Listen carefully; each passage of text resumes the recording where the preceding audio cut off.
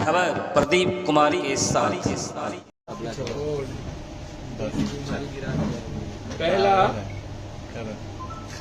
जब नीतीश कुमार जी सदन भी और सदन के बाहर भी लगातार जाति जनगणना, उनका एक अंतिम कार्ड है नीतीश जी के लिए। राजनीति की जब करवट बदली जाएगी तो उसमें जाति जनगणना, विशेष राज्य विशेष पैकेज मुद्दा हो। तो जब वो कह ही दिए हैं, ये जो नवसिक्खु अनुकंपा पर जो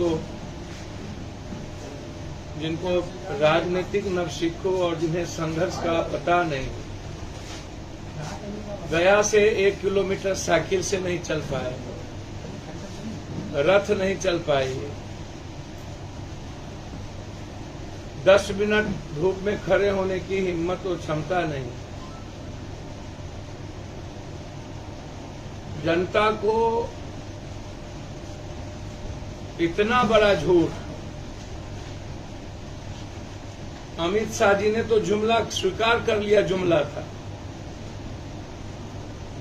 लगातार झूठ पे झूठ। तो मेरा 5 सवाल दोनों आदमी से। पहला सवाल है कि लालू यादव जी हमेशा किंग मेकर की भूमिका में रहे। देवेगौड़ा और गुजराल जी को उन्होंने प्राइम मिनिस्टर बनाया और बिहार में भी लालू यादव जी की सरकार थी। तो जाति जनगणना किसने रोका? उस वक्त ना तो बीजेपी की सरकार थी ना कोई और। लालू यादव जी 10 साल कांग्रेस के साथ 5 साल रेल मिनिस्टर रहे, उनकी सरकार। उस वक्त जाति जनगणना, विशेष राज्य और विशेष पैकेज क्यों नहीं लेता? इसका मतलब है कि आप लोग जनता के मुद्दे को जब अपनी बारी आती है तो नहीं करना चाहते हैं।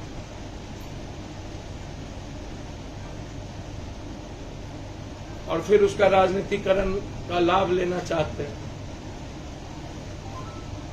कब तक झूठ फरेब ठग लोग जनता को भरमाएंगे? तीसरी चीज, नीतीश कुमार जी बीपी सिंह के समय में भी मिनिस्टर थे और अटल जी के साथ भी मिनिस्टर। 4 सालों से वो रहे हैं। विशेष पैकेज तो वो ले सकते थे और जाति जनगणना भी कर सकते। और जब खुद नीतीश जी कह दिए हैं कि जाति जनगणना की आवश्यकता देश के पैमाने पर देश की सरकार तय करेगी, लेकिन स्टेट में मेरा राइट है, कानूनी भी हम कर सकते हैं और हम करेंगे। तो फिर ये इवेंट्स पैदा करना कि हम मिलेंगे, एक दिन पहले प्रेस कॉन्फ्रेंस करके कि हम पदयात्रा करेंगे और 2 दिन के बाद हम मिलेंगे और मिल लिए हमारा निराकरण होगा।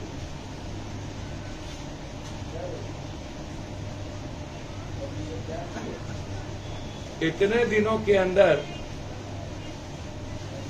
सही मायने में राजनीति में जो 5 साल तक लगातार सड़कों पर संघर्ष न कर सके, उन्हें राजनीति में चुनाव आयोग को या पार्टी कानून बना दे कि उसको टिकट नहीं मिले या ऐसे लोगों को नहीं मिले।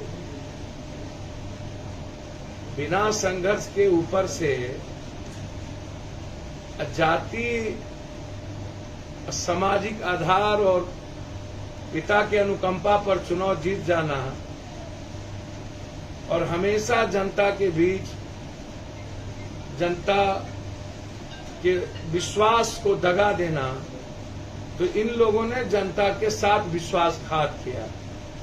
हमेशा बिहार के साथ विश्वासघात किया है। बिहार बंटवारे में भी विश्वासघात किया, नंबर 1।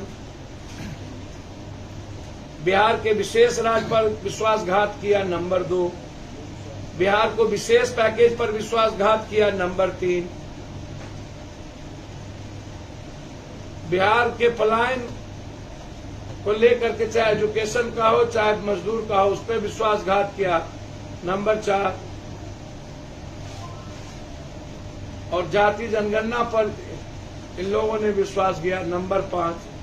क्या कोई जवाब है बिहार के विशेष राज्य से लेकर विशेष पैकेज से लेकर के जाति जनगणना तक?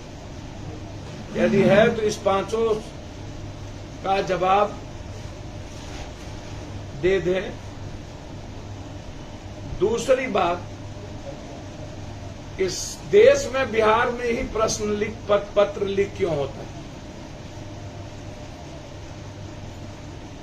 और जब भी लीक होता है, पहले तो चेयरमैन भी जेल गए। हम इंक्वायरी चाहते हैं रंजन यादव जी के समय से लेकर अभी तक। प्रोफेसर बहाली, जिसमें कई विधायकों की भी बीपीएससी के द्वारा बहाली की गई। पटना साइंस कॉलेज में रंजन यादव जी के समय में जितनी बहाली हुई, लगभग जिनको कोई खरा का पता नहीं, वो प्रोफेसर हो गए। तब से लेकर के अभी तक जितनी बीपीएससी की बहाली हुई है, उसकी पूरी जांच सीबीआई और हाईकोर्ट मॉनिटरिंग के अंदर है। और इसकी जांच मैं बार बार कह रहा हूं कि जाति जनगणना जबकि अभी मुद्दा नहीं था, नीतीश जी ने इस बात को स्वीकार कर लिया, मैं कराऊंगा, तो फिर बीपीएससी जैसी प्रमुख मुद्दों को दिग्भ्रमित सत्ता पक्ष और विपक्ष क्यों कर रही? इसमें अभी डिप्टी डायरेक्टर राजेंद्र शिक्षा रंजीत सिंह जी या कई ऐसे लोग, हम तो जांच का ही न मुद्दा उठाएंगे, हम किसी पर आरोप तो लगा नहीं रहे।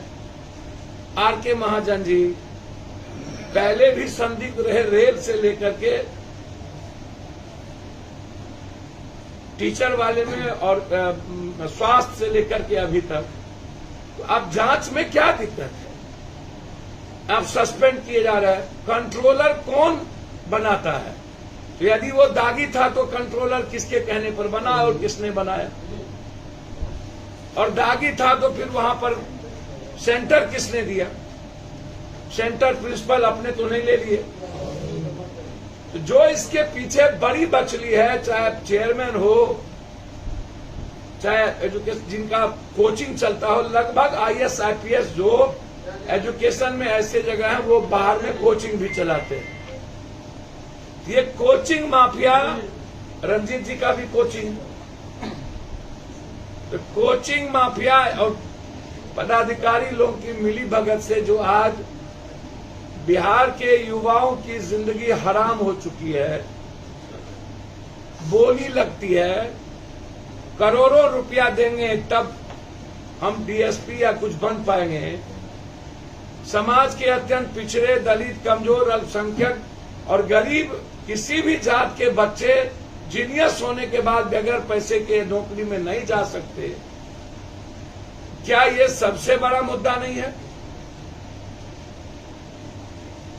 इस मुद्दों को विपक्ष ने, सत्ता पक्ष ने दबाने की कोशिश की, क्योंकि इसमें दोनों इन्वॉल्व, और हम इसकी जांच पूरी तरीके से सीबीआई और हाईकोर्ट की मॉनिटरिंग चाहते हैं, ताकि दूध का दूध पानी का पानी हो सके, और पूरी जांच हम चाहते हैं। तीसरी चीज, विश्वेश्वरैया भवन शॉर्ट सर्किट में एक रूम या कुछ जगह आग लग जा सकता है। दावा हुआ जितनी फाइल है उसमें आग लगने में भी देर लगेगी। 3 दिनों तक आग का नहीं बुझना। मेरा व्यक्तिगत मानना है कि किरोसिन तेल, डीजल या पेट्रोल की वहां पर की उपयोग किया गया। जल योजना से लेकर के पीडब्ल्यूडी, आरयू कई विभागों की फाइल जो लगातार भ्रष्टाचार से लिप्त पदाधिकारी और नेता उसमें इन्वॉल्व थे, उसकी संदिग्ध भूमिका है और उसकी भूमिका की जांच हम सीबीआई से चाहते हैं। इसके पहले भी 3-3 बार आग लग चुकी है कई सेक्रेटेरिएट की, और यह आग भी भारत के सभी स्टेटों में कभी इतने बड़े पैमाने पर 3-3, 4-4 बार नहीं लगी। बिहार में ही क्यों 3-3, 4-4 बार सेक्रेटेरिएट में आग लगी? क्या बार बार शॉर्ट सर्किट बिहार में ही होता है? उसके मानक होते हैं, उसके रूल से फॉलो नहीं किया गया। आग बुझाने की जितनी मानक है उसको किसी भी सेक्रेटरिएट में उसका फॉलोअप नहीं है।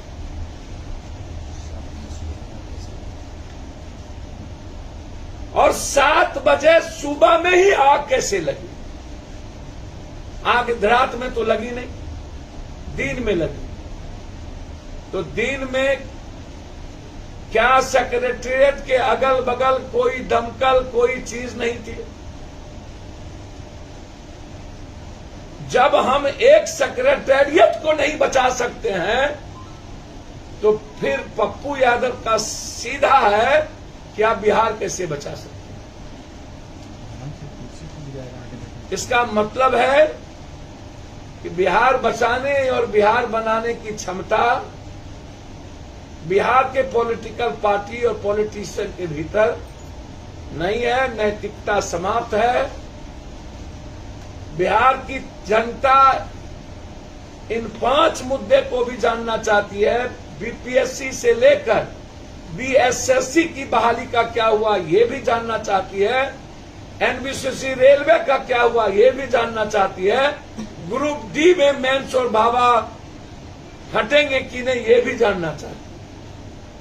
बीटीटी एसटीटी जैसी कई बहाली को लेकर के लोग सड़कों पर है, यह गंभीर विषय है।